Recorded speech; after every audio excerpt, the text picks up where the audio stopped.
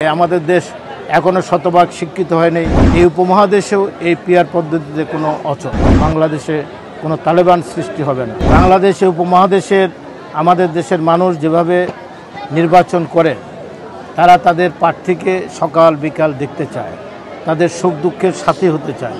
সবসময় আমরা দেখে আসছি এবং তাদের এলাকার উন্নয়ন, তাদের ব্যক্তিগত বিভিন্ন কাজকর্মের জন্য তারা তাদের জনপ্রতিনিধিকে খোঁজে। এখন পিআর পদ্ধতিতে যদি এমন এক পদ্ধতি, একটা লিস্ট টাঙ্গায় দেবে, আমি ভোট দিলাম এখানে শামীম সাহেবকে বা ধানের শীষে, আর প্রার্থী জিতবে দিনাজপুর থেকে বা খাগড়াছড়ি থেকে। ওই প্রার্থীকে তো এই এলাকার মানুষ চিনবে না, জানবে না, তার কাছে যাবে না। আমাদের দেশ এখনও শতভাগ শিক্ষিত হয়নি, আধুনিক বিশ্বে প্রবেশ করে নাই। অতএব এই উপমহাদেশেও এই পিআর পদ্ধতিতে কোনো অচল। তাই আমরা বলতে চাই, যারা একটি এই রাজনীতি এবং গণতান্ত্রিক এই পার্লামেন্ট সিস্টেম যে দেশ থেকে আসছে ব্রিটিশ, সেখানেও কোনো পিআর পদ্ধতি নেই।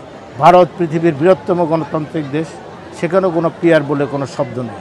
অতএব যারা এই পিআর বলে দেশের মানুষের ঘোলা পানি স্বীকার করে দেশকে অস্থিতিশীল করতে চায়, দেশকে অরাজক পরিস্থিতিতে নিয়ে যেতে চায়, দেশের মানুষকে অন্ধকারের দিকে ঠেলে দিতে চায়, যারা দেশকে আবার একটি পশ্চাৎপদ অবস্থানে নিয়ে যেতে চায়, একটি উন্মুক্ত রাজনীতি এবং গণতান্ত্রিক সহনশীল রাজনীতির থেকে বেরোয় একটি র্যাডিক্যাল রাজনীতির দিকে দেশকে যারা নিয়ে যেতে চায়, যারা বাংলাদেশকে আফগান বানাতে চায়, সিরিয়া বানাতে চায়, তাদের হাত থেকে বাংলাদেশের মানুষ ভোট দিয়ে, আমরা আশা করি সরকার, অন্তর্বর্তীকালীন সরকার ভোট দিয়ে, অতি দ্রুত ভোট দিয়ে, বাংলাদেশের সেনাবাহিনী যেখানে ভোট চাচ্ছে, নির্বাচন কমিশন প্রস্তুত, সেনাবাহিনী নির্বাচনের পক্ষে এবং সমস্ত প্রশাসন নির্বাচনের পক্ষে, অন্তর্বর্তীকালীন সরকারও নির্বাচনের পক্ষে। অতএব আমি মনে করি যেই পদ্ধতিতে বাংলাদেশে অতীতেও ভোট হয়েছে, মানুষ ভোট দিয়েছে, কোন পদ্ধতি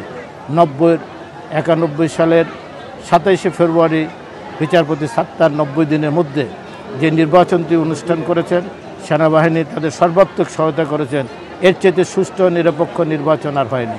তারপরও 96 সালেও একটি ভালো নির্বাচন হয়েছে, 2001 সালেও ভালো নির্বাচন হয়েছে। অতএব অন্তর্বর্তী বা তত্ত্বাবধায়ক সরকারের অধীনে সেনাবাহিনীর তত্ত্বাবধানে যে নির্বাচনগুলো হয়, সেই নির্বাচনগুলো নিরপেক্ষ হয়, এখানে মানুষ তাদের প্রতিনিধি বেছে নিতে পারেন।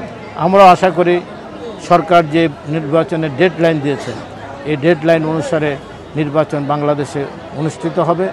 বাংলাদেশকে কেউ বিপদগ্রস্ত করতে পারবে না।